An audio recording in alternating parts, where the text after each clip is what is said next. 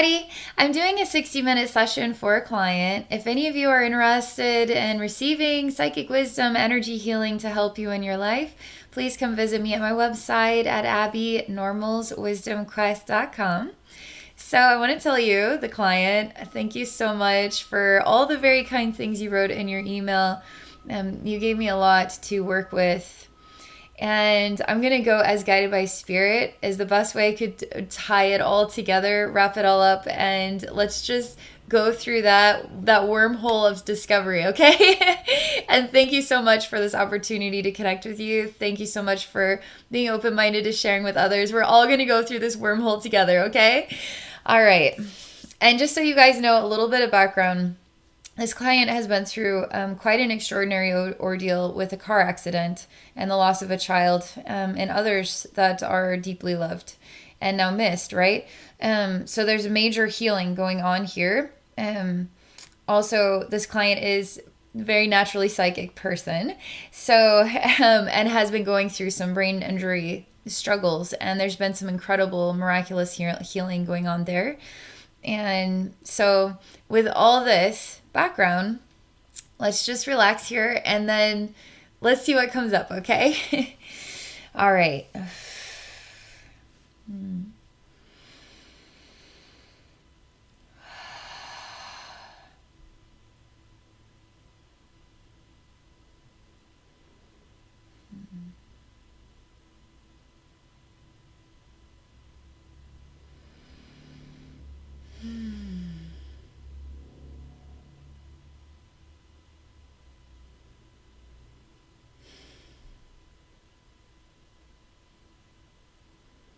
This is a very interesting vibrational experience.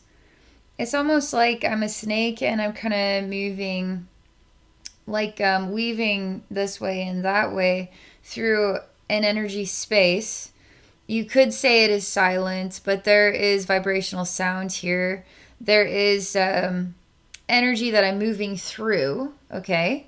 And there's no rush about it, but I will say I do feel like I'm enjoying being on a slight level of high alert.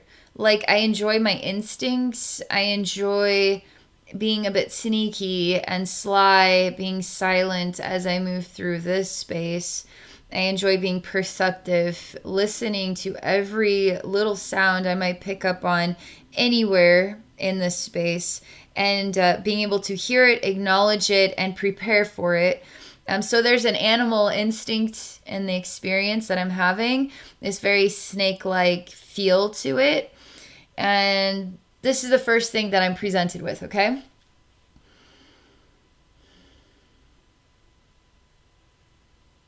Now, the next thing, we're going to take, okay, let's say we just combine everything into one experience, right? Now you take this whole experience and you kind of separate it into different parts of the same experience. So we have a snake and we have this energy space, this experience, right? Now we take a layer of that out. So we have now another snake in another space and another energy experience. And you could say they're just duplicates. Here's the same energy experience again and again and again and again and again and again and again. And we just do this infinitely. But for some reason, we are also taking from the original space.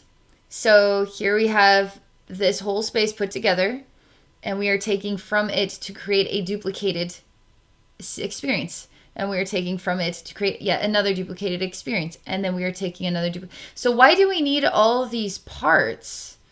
Why can't we just bring it all together and everything comes together and it's just all this connected oneness that we are moving through? This one experience. Why is it one experience again and again and again and again and again and again and again? Duplicated though. I mean, it's the same experience. So how many times do we have to relive the exact same experience? How many times do we have to duplicate it? Could we just have it as one experience that we are moving through without having to duplicate itself many times? Could this be on a level reflective of I'm taking a memory and reliving it. You know what I mean? Like, I'm going to relive the memory, so I'm going to duplicate the memory again and again and again and again and again and again. It's not necessarily saying that, but it's an interesting idea, right? And how this scene might parallel to how we are as human beings. There's something important, though, about the whole, and then duplicating the whole many times, infinitely. And the desire to bring it all back into a whole, okay? I want to pay attention to the fact that we have the snake as an animal. We have the experience of the animal instinct. We have the joy of the animal instinct as well. We have perceptiveness, sensory skills, snaky sensory skills. So we have that going on. I really like where this is going, by the way. I don't know why, but it makes me want to laugh. Okay.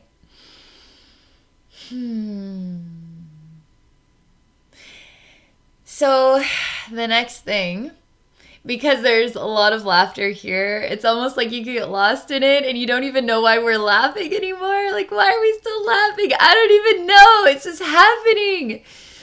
That's really great, because laughing is lighthearted, you know, and it's bright. It's got a brighter type of experience to it, right? And so the scene with the snake moving through this, it's through the darkness, okay? The snake is moving through the darkness, and there's joy to that. And then we start to laugh, and we feel giggly, and we get lost in this lightheartedness, all the while the snake is still in motion.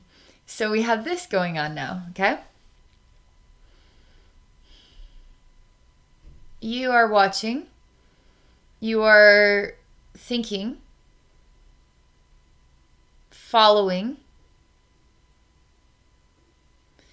This is interesting. You become smaller, like infinitely smaller. I can always still see you, though. But now you're just like a tiny little speck, and you're baby blue in color. And the snake then, as you get infinitely smaller, gets infinitely larger. However, it represents getting infinitely larger. However, I still see it as kind of the same size, in my opinion. Still looks the same to me. But vibrationally, it gets infinitely larger. And vibrationally, you are getting infinitely smaller. And you are actually turning into a tiny little speck of baby blue. And so the snake does look larger in comparison to yourself. And there is a sensation of I'm hungry. So the snake is smelling, sensing food, and the food is you. And I know you're just like a little piece of pepper or salt or something. I don't think you're going to fulfill the snake's real like stomach needs, but it finds you quite delicious, and it will have you. It's going to have you, okay? It's going to have you in its mouth and then in its belly, okay? And it can smell you. It's using its tongue to taste. It's sensing you.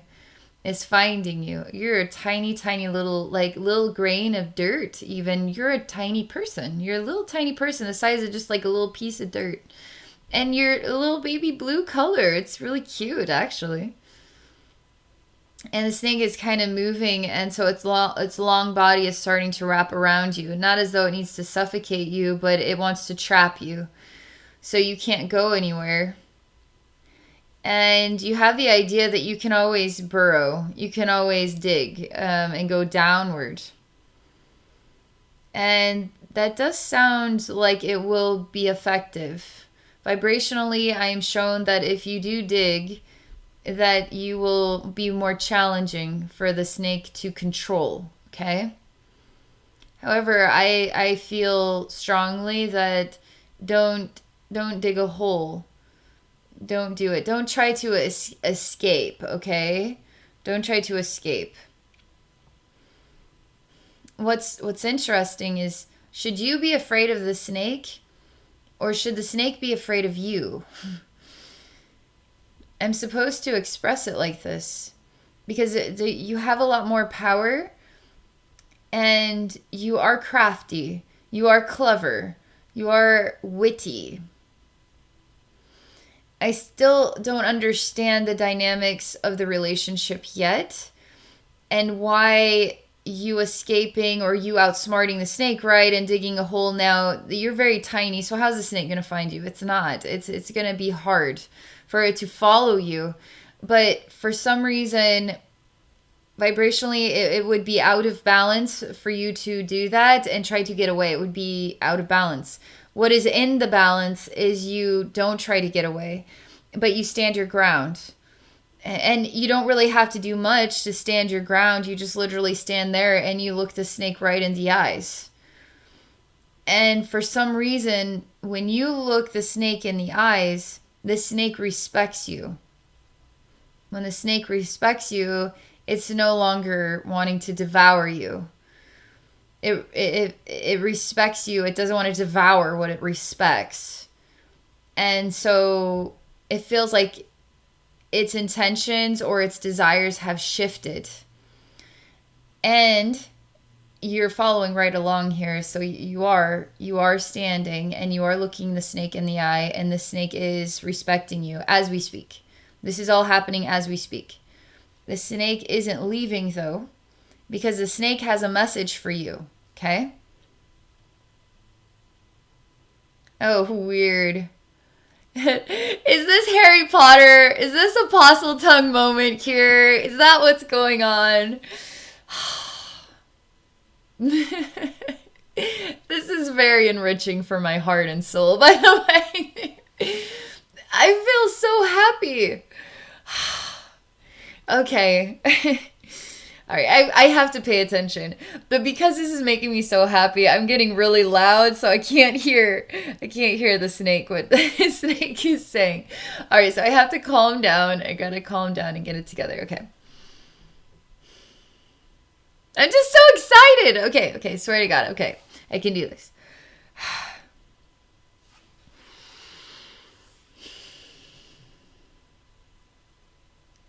Oh.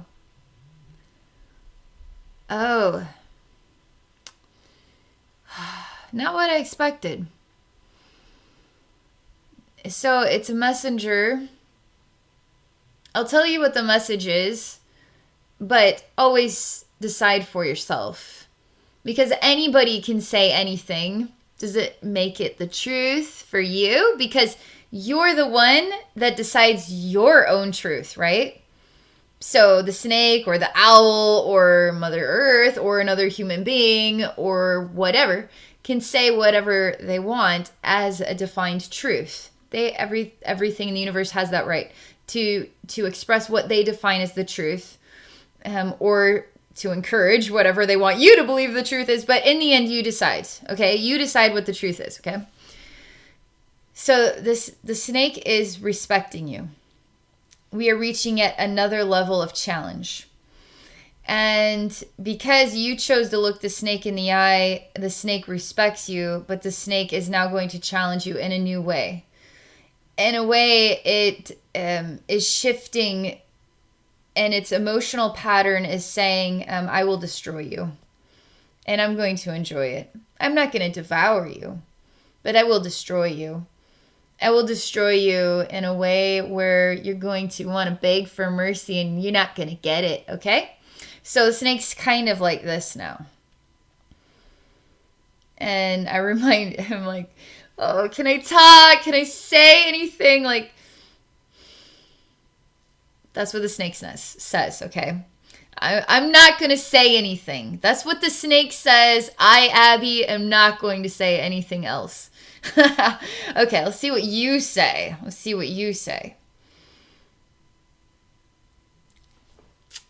You are crafty. You're crafty. You have a lighter for some reason. You're a very tiny little speck of dirt, and you have a lighter, and I can see it. I mean, I see it very clearly. And it has a huge flame, like it's a torch, but it literally is like a silver metallic lighter. And you are smoking like a cigarette, but it's not a typical cigarette. It's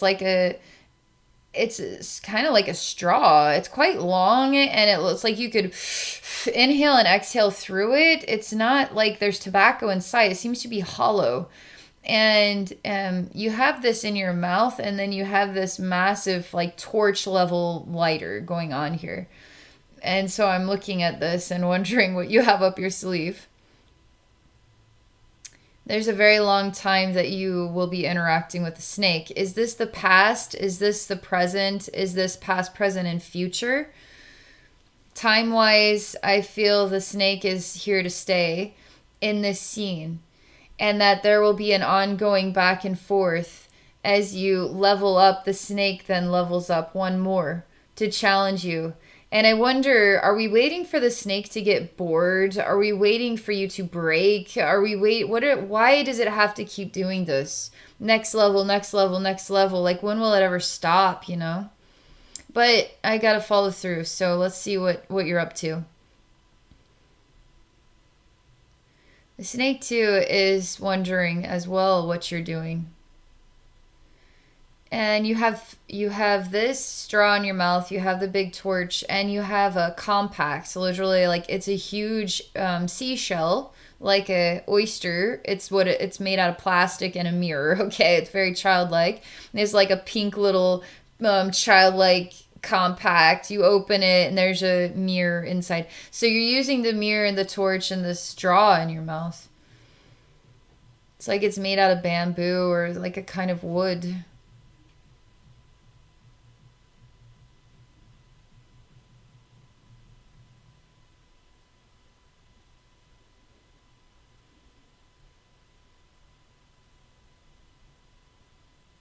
I'm only supposed to say that these elements, they are vibrations of their own kind.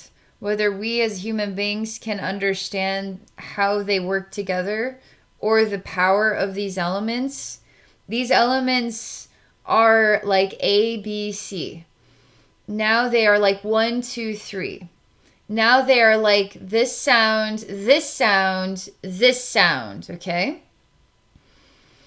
And when we don't look at them as things, objects, we can now experience them as beyond that, as like vibrations, that we can put the vibrations together. Maybe as objects, maybe we can't understand really how they work together.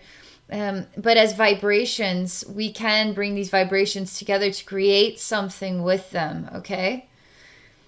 And don't try to think too hard.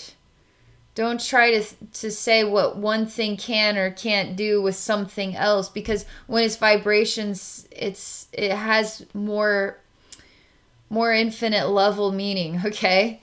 So I need to interpret this some more, okay?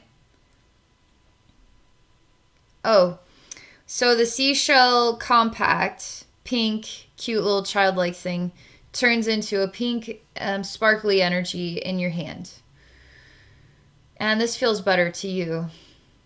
Feels better when it's not an object, but when it's a vibration, because it's a feeling, it's a color, and it has more value to you than when it becomes like a definable structure. When it's a definable structure, it's almost like it becomes more finite. It becomes more actualized. So it's not all its possibilities. When it's an energy form, it is all its possibilities exist within that energy, and you really like that. You really like when energy has like it's an infinite thing instead of it's been deduced to something more finite, okay? You could judge it when it is an object. You can't judge it when it is an energy. It's kind of what you're saying, okay? So you have what is kind of an alchemy going on here, where we're going to combine the energies and do what with them? Something. So we have this pink sparkles. Okay. You don't do anything with the straw or this lighter. Metallic silver with a big yellow orangish torch like fire. And the straw, which just kind of represents earth element and air, because it's about breathing. This represents fire. But it also represents metal. I mean, there is a meaning to metallic that maybe we don't understand yet in our minds, but there is a meaning to metallic or metal that is like its own element. And so you kind of express it in that way. So you're kind of setting what could be these elements aside because you are turning yourself into energy. And you work with this pink energy and your energy. And it's very undefined visibly. I want to call you baby blue in color, but it's not correct. For some reason it's not correct to define you like that, even though you look that way. You take this pink and you put it in your mouth and swallow it down. And you feel it in your heart. And your heart becomes a universe. It becomes a galaxy. Like, I see a spiral taking place, and there's a universe kind of in this spiral. I mean, I see so much. And it's all deduced down to something simple, and it just looks like a spiral. But there's so much to the spiral, all right? And it's in your heart. And it's part of the pink energy that was once an object, right? Just basically a cute little seashell mirror thing. And now it is not an object, it is an energy. You have brought the energy into yourself, right? And now the energy is in your heart, and it is infinite energy. And it empowers you. And you say that sometimes you will have good ideas, or you'll have like the straw and then the slider. Seems like maybe something useful here. Some things you will have to just drop it. You just have to drop it. They were simply ideas. They aren't meant to go anywhere further than just to be dropped on the ground. And then to just take what does work for you, which basically is yourself, okay? But it's more than, I want to say that it's more than just yourself. It's more than just yourself. It is a vastness. It is a lot. It is, I don't want to define it as such a, I don't think, the words yourself, I don't feel those words are vibrationally appropriate here. I'd rather prefer silence, to be honest.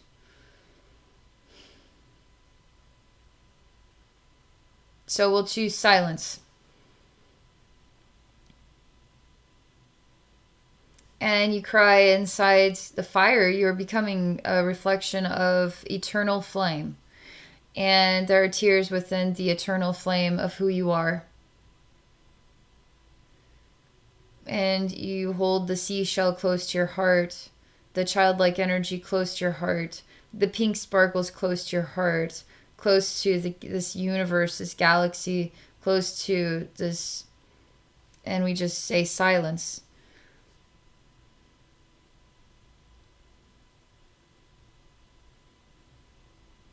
I start to understand the snake as a teacher, and the snake has to challenge you only to help you level up.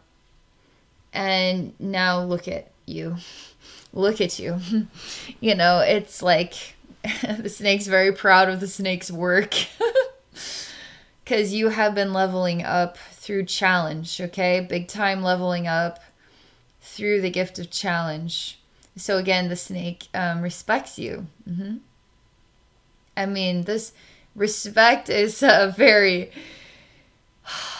doesn't do this justice, because the snake does not just respect you. The snake, there's no word to define it, but it's a lot more than respect, okay? It's just as vast as the vastness of yourself, which we don't, there's just a silence. Like, to define things to that degree, silence is the only appropriate language. So the snake in silence, you know, to you, in silence, you are in an equality of silence, you and the snake. I feel like I need to just stop speaking, because I feel like I'm violating the silence. So we'll just have silence.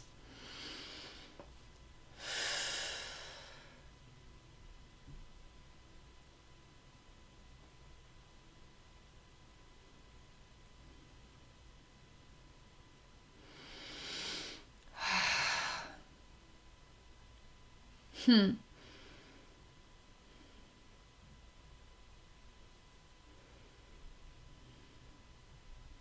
Hmm.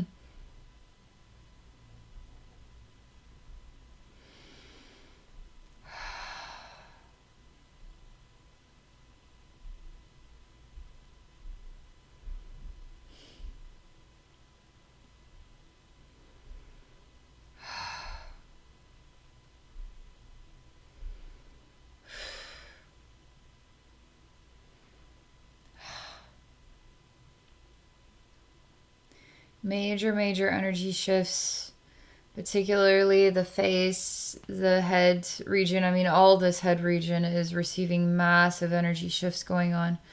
Amazing and vast energetic circulation going on. I mean, it's phenomenal.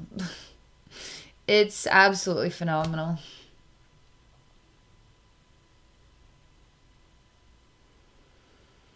And something is happening, and I need to tell you for your human conscious mind, okay?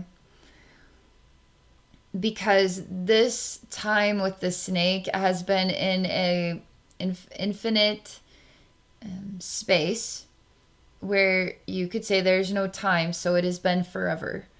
So you've been with this snake forever, as infinitely small, and the snake is infinitely large. And the interaction continues. However, when you're in a space forever, you can still shift into another space forever. So, what really is forever? Because it does seem to have the opportunity to become new again. So, forever into a new forever, into a new forever, into a new forever, okay? And your forever with the snake is becoming a new type of infinite time, okay? Because it's almost like the snake is your soul and the infinitely larger aspect of your soul, and the tiny you is the infinitely smaller aspect of your soul, and you are working through challenge to bring these two aspects together as one. And that has taken an incredible amount of physical time to accomplish that. It seems, to be honest, as a human being, impossible. In the energy world, not impossible, okay? It seems like trying to fit a sphere into a cube, and they aren't going to ever fit because their sizes are not working to accomplish that, okay? It's like the kid who has the sphere and they're trying to put it in the the triangle spot, and it's not going in because it just doesn't fit, okay? That's impossible. It isn't. In this energy space, that it would be like that to us with this physical example of trying to accomplish that in the energy space. But it is accomplished. It is accomplished. I want to say that it is done. I mean, it vibrationally feels to me like it is done, and it is complete, and it is becoming then whatever comes next, okay? Is the next infinite time. You and the snake are two separate, infinitely larger, infinitely smaller, but you are balanced now vibrationally with one another. So you are not within the snake. The snake is not within you, the infinitely smaller. You are also the snake, okay? But you stand side by side as what could be defined as equals, as vibrational pairs.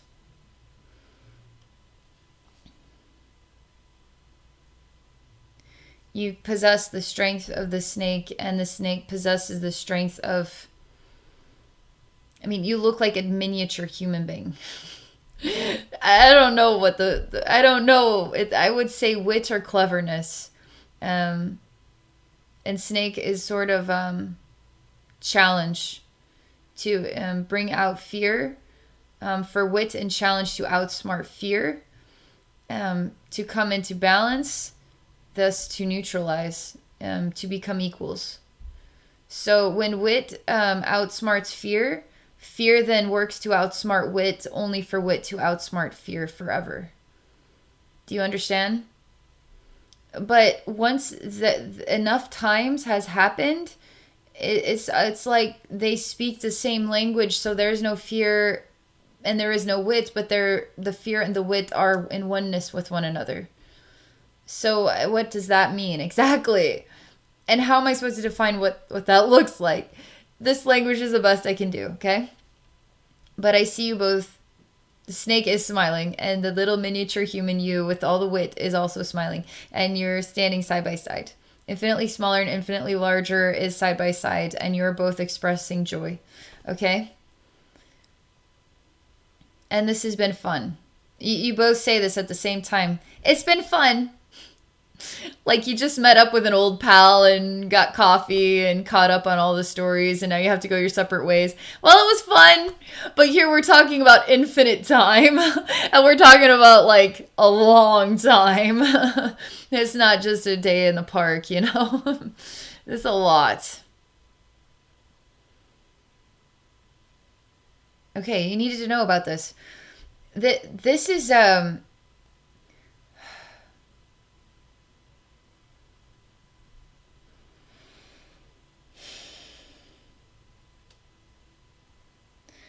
a million things come to me. Like when one door closes and another door opens, it feels like I'm complete with this whole story about the snake, you know, the bigger, infinitely larger, infinitely smaller. I feel like we're done with that.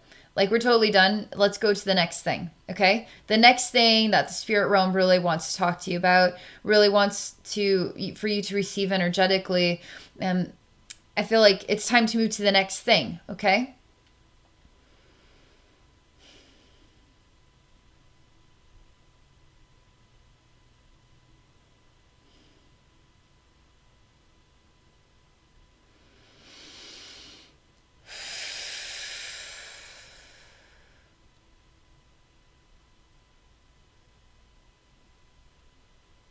Still working on moving to the next thing.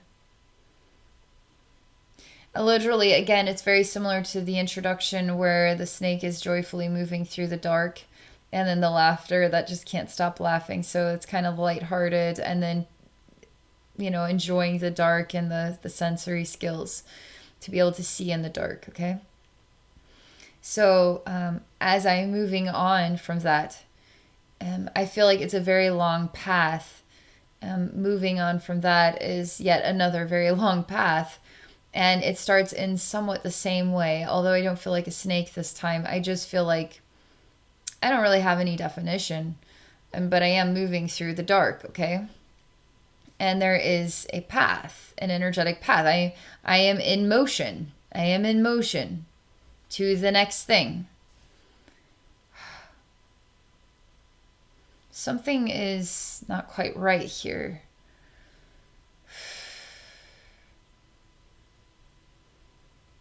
Because we're not letting go. And something also needs to be said still about what was you and the snake, okay? Because I still feel that this is attached to the back of your head. And we need to bring full resolution, and we need to update you at the conscious level so that you can come into balance with what that's about in your human form, which is going to balance. Oh my God, is it going to, I mean, it's going to do a lot for you, and how this is going to translate. Give your body time to digest it, okay? But this is going to translate into something big over the course of your life. It's not just like a day or two. I mean, this is the course of your life. That was a big deal.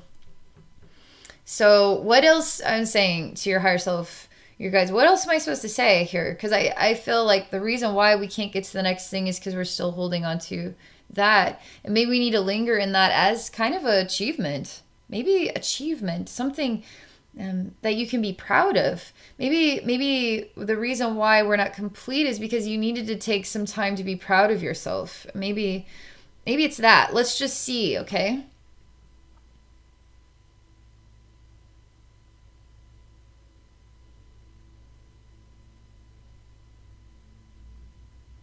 You say that in a way you kind of miss that as a camaraderie that became very familiar to you. And it became fun.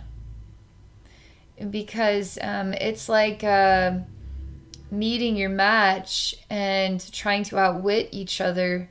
And there's a blessing to that and a joy to that, because um, it's like this the fun of trying to outsmart the other that is trying to outsmart you. It's very fun. It's a very fun thing, and you've grown so much from it that it's strange in a way to um, be ready for the next thing that feels like impossibly confusing to even conceive of there being a next thing, because it becomes so familiar.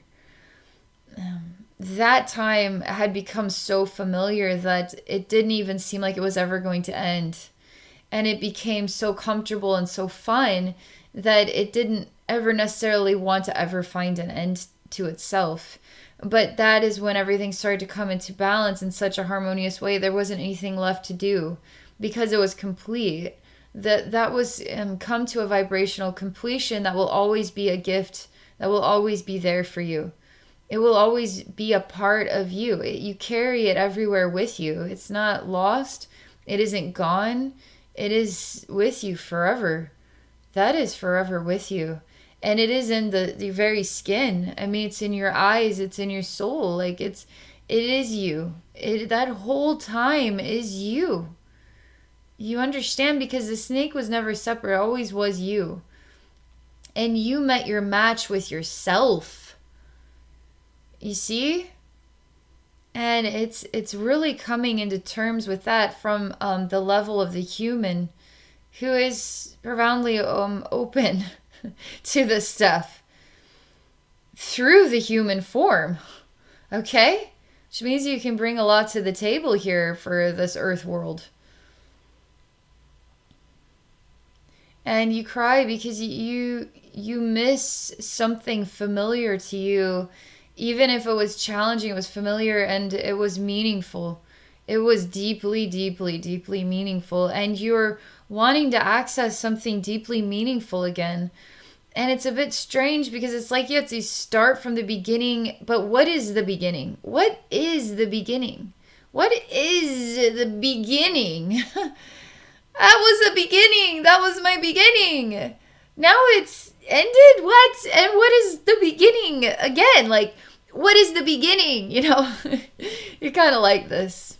Makes sense. This is the next process, okay? So I tell you, this is the beginning. So right now, this is the beginning, okay? Because really, truly, we're just transitioning from that beginning and end into this beginning and end, which we're part of the transition is the state of confusion and this feeling of loss, which never was lost. Okay. The memory and the reminder that it's always a part of you, always will be a part of you, you know, and then the growing from that and the preparation for whatever this new thing is that we aren't familiar with yet because we're transitioning. Okay. So this is the beginning. This transitioning thing is the beginning. Okay. It feels like an intermission, a pause, a confusing pause, but it is the beginning. The beginning begins with a confusing pause. Okay? That's cool. That's so cool. The beginning begins with a confusing pause. God worked for 7 days. On the seventh day, God rested. It's like the beginning began with this confusing pause, and so it is written. It's funny. Okay. I love it. Is it beginning with laughter again, too? Like familiar laughter. You know what I mean? That's great. Okay. Yeah, this helps you. When things kind of become funny, it helps you. It's like, okay, maybe the beginning is laughter, you know? Is it like this is pause or strange pause, or is it like laughter, you know? It's like, oh, I think let's just, I mean, can it be both, you know? Maybe it's okay to be both.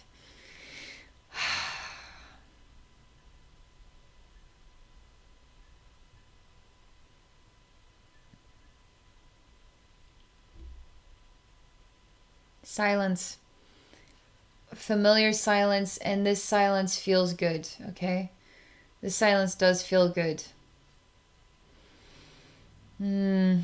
Feels annoying because we're moving through, and there's something about millipedes and centipedes.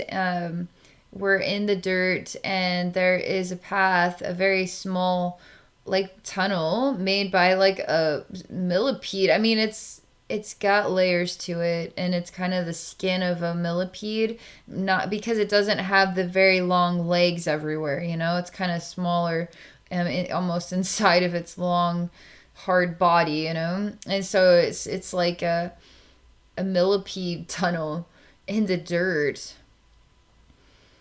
and we're moving through it, and there's a massive pig, okay? And so we are reaching, you're quite small, and now this giant pig has tusks, but it looks like a pink pig, like Wilbur the pig, super cute, but it has big old tusks, and it's got it's very brutish eyes, like it wants to inflict pain, okay? And its eyes are full of fire, and it screams like a pig squealing, but it squeals in a way that you just want it to shut up. Like, it's kind of like it hurts, and it's annoying. It's annoying. Okay, so it's supposed to be like this. This is terrible.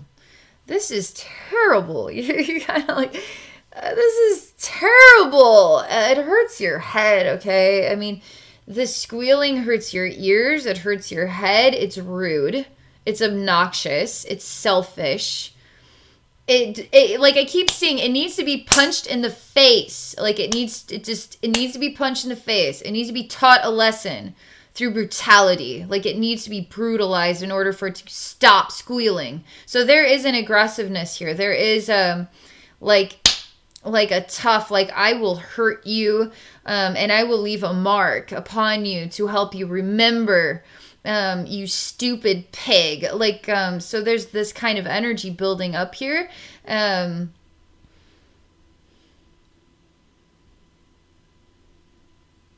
It's trying to disorient you, because I'm starting to see you coming out of the hole to conflict. And the conflict isn't necessarily the pig is staring into you.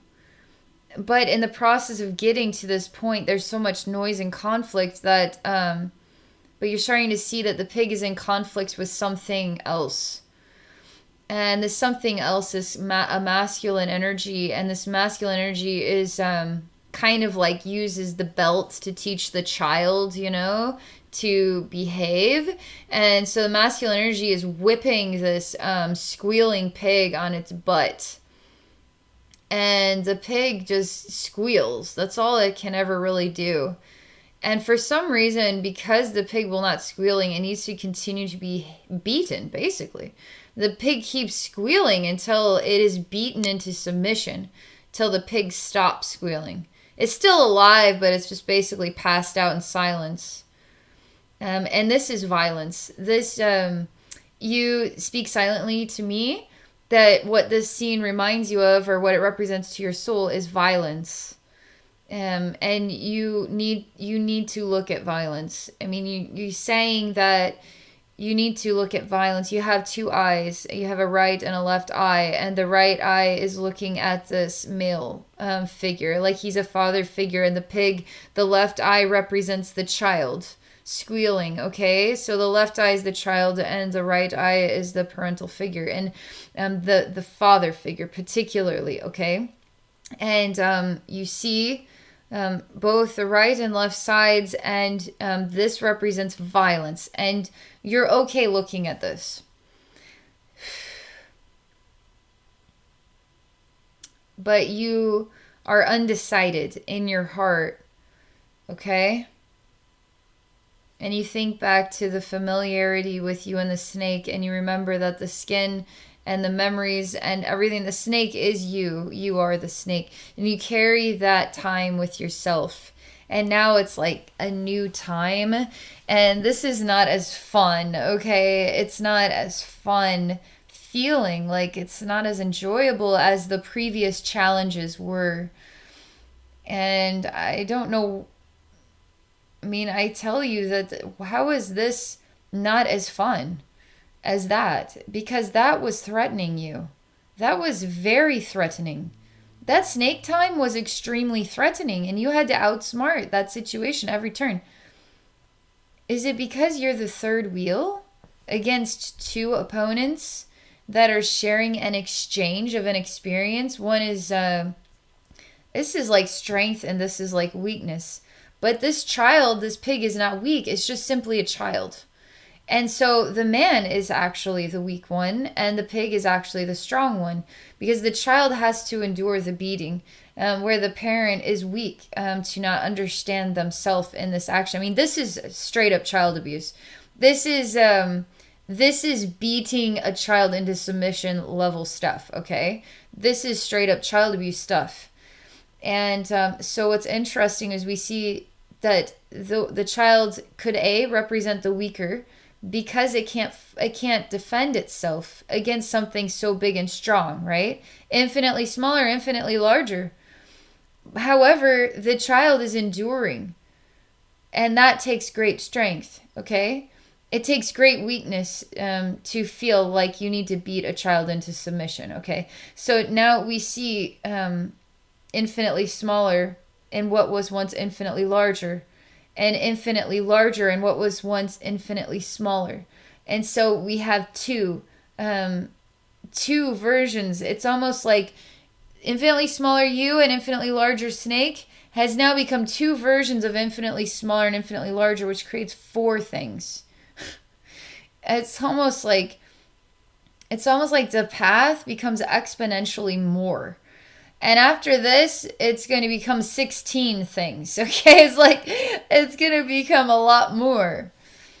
And maybe that's why this was the unexpected challenge, because it is becoming exponentially more than what it was. And this is going to take a lot more than wit, because you're going to have to be partially enduring of it. You can't use your brain on this one to outsmart. You will have to just work through. Without mind, you will have to work through with instinct, with body, because children don't have the time, and it's not for them to work with their mind. They do work with their mind, but they work with instinct more than anything. And so they work through their experiences based on instinct and love, and then they become confused by it all, right? Yeah, but this man has the ability to be in control of himself. Is he lost in his mind? Has he lost his mind, right? So this is quite a dynamic thing we're exploring here. And what it means to you. And this is hard. This is very hard with what this means to you. Because you can't solve this puzzle. There is no answer to it, is what is being expressed right now. There is no solution, because it will have to be itself the doorway that you have to just go through it. You can't organize it. You can't bring rationality to it. You can't bring in the surprise. You have to go through it. You have to participate in it. You have to feel completely powerless.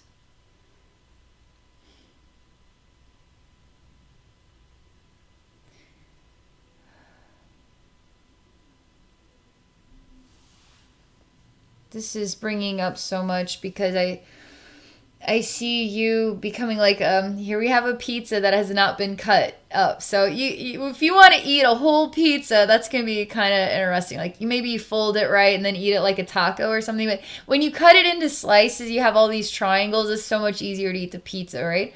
So you're like the whole pizza that's now being cut into many triangles of different meaning based on what this represents to you. This next thing.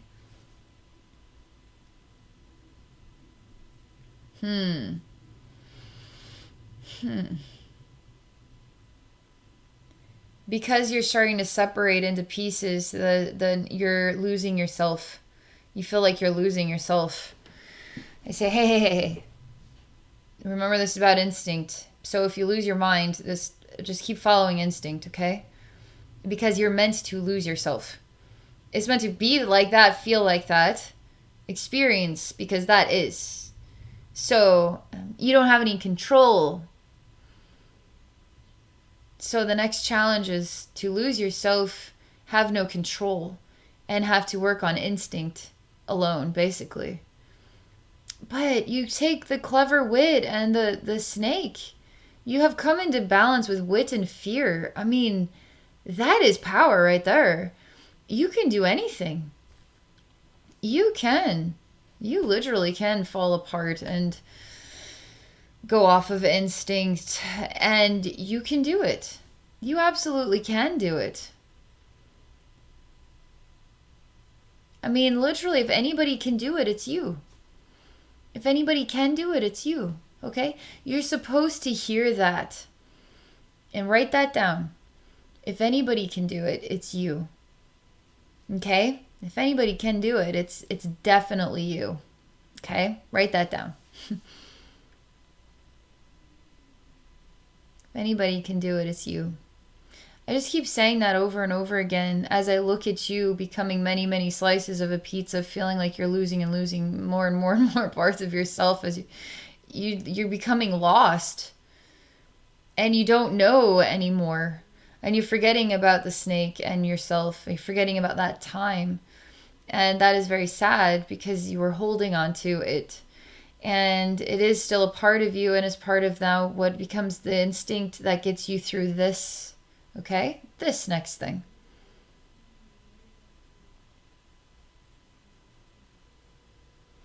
You tell me in spirit, because you're losing your physicality with me here in the scene. You tell me as a voice in the dark, basically, that what you dislike most about having to play the roles here, like these types of roles. So when you play the role of, let's say, the child that can't stop screaming as it's being beaten into submission, you simultaneously are also the one beating yourself into submission. And your soul is in sorrow to go through those dynamics. Because if you're the one taking on the role to being beaten into submission, it kind of takes you off the hook for being, you're like the innocent good guy, right? But you're still going through the suffering and the breakdown of what that represents as you are beating yourself down. So you play the bad guy role as well, even if your soul's not inhabiting that body. Your soul knows all about it because you are connected, because you're participating in the bond that is developing between two souls that are working through these dynamics. This goes well beyond playing games with the snake. This goes because this is exponentially more complex in how your soul is experiencing this. So how you do it is you just choose forgiveness of everything. You have to forgive. That is one of the biggest answers to that riddle is forgiveness. No matter how violating, no matter how wrong that other soul, you forgive them because that other soul is you beating you down. And you have to forgive yourself then. It's very psychologically hard as a human to go through this human life and go through stuff like that. So psychologically hard, but the soul knows deeper stuff like this. And if we can bring that soul awareness up to the surface and the power of forgiveness into the mind level, and into the heart and into our actions, and we can interpret the soul level awareness up to the human level consciousness, oh my God, it changes everything.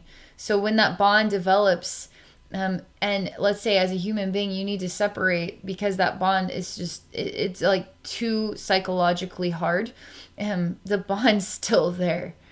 You can choose forgiveness, right? Just continue to choose forgiveness. But you're showing me that you understand it. You don't enjoy this. You don't, because it's painful, emotionally painful for your soul to go through these dynamics. I mean, so as we go through this millipede, is that a million? Millipedes could be like a million legs or something. Centipedes could be like 100 legs or something. There's a reason why it's a millipede, okay? And we're going through the wormhole, the millipede hole, the tunnel, right? The million, to this scene for a reason. And this time represents lifetimes of experience where you have experienced both sides simultaneously and what your soul learned from that, okay? And your soul still carries a heaviness about it because in a way you will forever be a part of those memories. Even after you've healed and moved on, they'll always be a part of the very skin of your body, just like the snake. Just like when you faced fear and became in balance there with fear and wit, it goes up exponentially harder, exponentially more complicated. And your soul becomes even more vast and wowzery, you know? But you still remember everything, okay? Still remember, even if you have moved to yet the next beginning. You graduated, right? You still have all of that as a part of you. You carry it all with you. What this tells me is that it hasn't quite fully cycled all the way through because we haven't reached a level of peace with it yet. And so let's just see what your guides and higher self say here.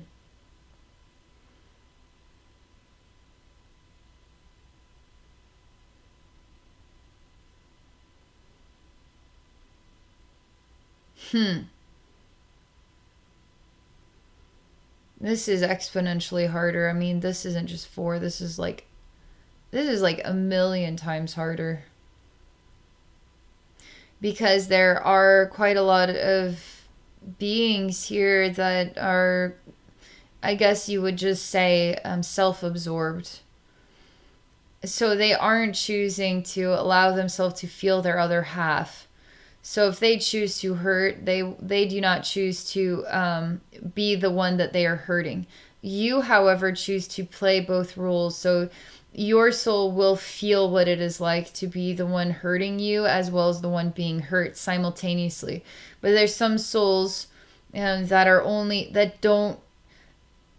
terrified because then they have to self-realize they're working through their own beginning, okay? Their own process. They're working through their own process. So they're self-absorbed. They aren't wanting to be both. They're just wanting to be focused on hurting, but not being part of the one they hurt.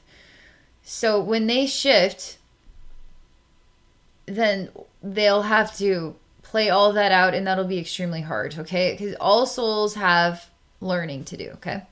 So let's just, that they are this, and there's a lot of them here. And they're quite, I mean, they kind of are eye-rolling to me because, I mean, they are vibrationally, they are cowards. And so I express, because they're rude, because they are vibrationally speaking, they are still wanting to hurt forever, to forever hurt and avoid knowing what it is like to be the one that they are hurting.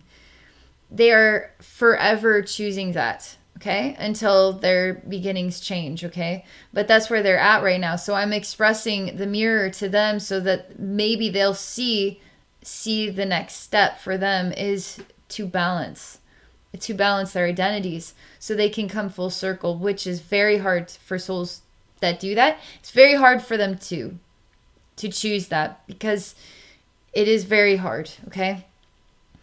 But I am kind of aggressive when I come across souls like this. I do express like you need to wake up, and now I show them bam bam bam bam bam bam bam bam bam bam bam bam bam. You. But they kind of cut themselves off from acknowledging that, and they're very like stone. And they come in and they want to hurt the souls that are trying to bring the balance, Because as souls that are trying to bring the balance, we're basically the ones that are the mirror to show them it's time for them to come into balance with themselves, but they are aggressively refusing. And so we just have to keep being that. Like, we just have to keep being the balancers, no matter how, because we just have to, okay? Relentlessly, because they will have to shift eventually. One thing that, I mean, the old souls, like, I don't like to call souls young or old, but diverse, deep, and dynamic, challenged souls. Time. There is an inevitable time. I'm telling you that no matter how bad it gets for lifetimes, time inevitably changes everything. Okay? There will come a time where things will be different, because time inevitably always shifts. Always. Inevitably, it will never stay the same. Things will never stay the same, no matter how badly energies, consciousness hold on to things staying the same, and they do everything that it takes to avoid facing themselves in the mirror. They will one day face themselves in the mirror, and we will all be there to help support them in the process. We all will be. And we all win when that happens. Everybody wins when that happens. And to know that at the soul level and to bring that into the incarnate state makes you truly powerful, because you understand what you represent as an incarnate being here on earth, you know? And that's what you know this stuff. You know this stuff, and perhaps it just needed to be shown to you again, you know, in this way. Okay, I'm supposed to do something here. So they show me you have the right and left side. So you take both sides every single time. When there is extreme trauma endured by one, you will also merge with the soul that dishes it out, and you choose the bond. You choose the bond because you know the power of doing that. You know the power of doing that. And you working through it, and there's a heaviness that comes with it, because this is hard stuff. This is like super hard stuff, okay? And these are filing in these like relentless souls that aren't gonna take the right and left sides. They'll take one side, but they will not be the one that is harmed. They'll be the one that is harming. These ones do, okay? And they're I mean, I just have to talk this out, but they're angry at you, okay?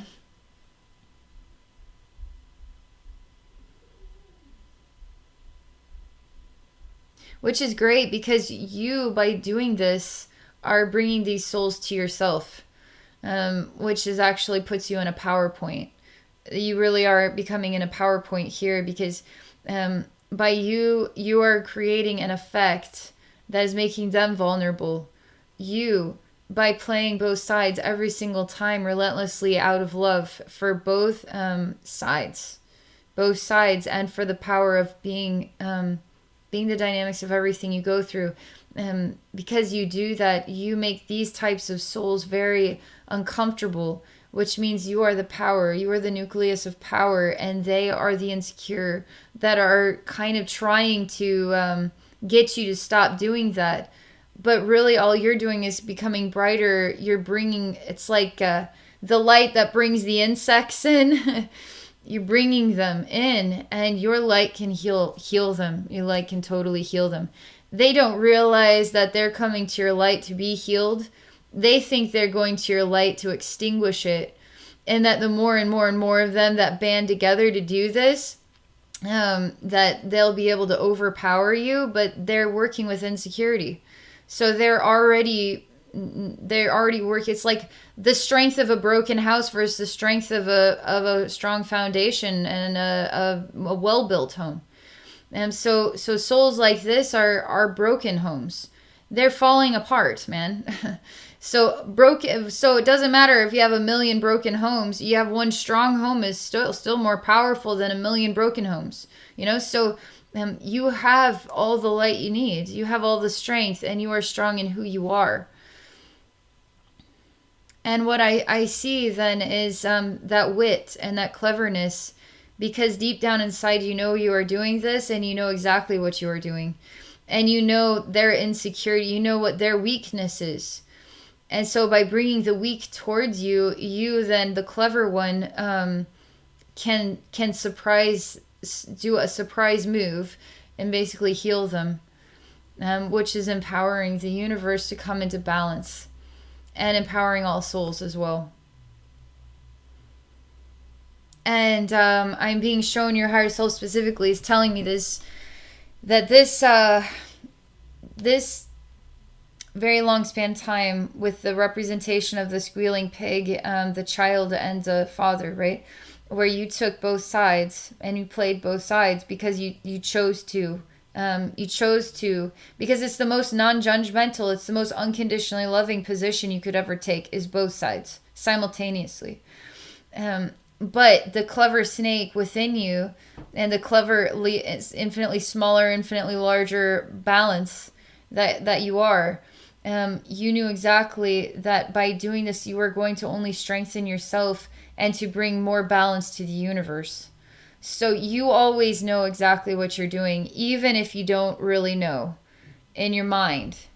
You instinctively do know, and you carry the instinctive knowing with you. Even if sometimes it might feel like you're becoming too many slices in a pizza and you're falling apart and you're losing yourself, you really aren't, because you always intuitively and instinctively know exactly what you're doing. So you're in a human form and the human has needs, right? You are freaking very wise. You can trust in that. You can trust in you.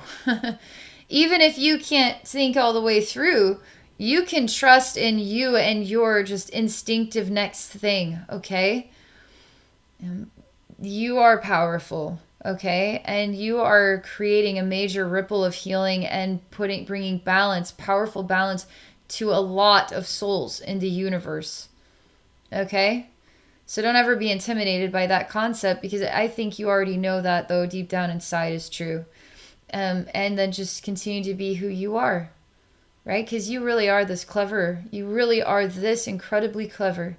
You've already outsmarted everything. Even if you don't know, you've already outsmarted it all, okay? Yep, so that's what that's it. Wow, that's pretty great. Thank you so much. Thank you so very much. And just coming back to myself here. I mean, this is a very enriching experience for me and for everybody who watched this. I can imagine that this session, I hope it enriches your life. I mean, I feel so enriched by it. I mean, I think a lot of us are going to feel very enriched by this. Thank you so much for enriching all of our lives. And thank you so much. And thank you so much, everybody, for watching from beginning to end.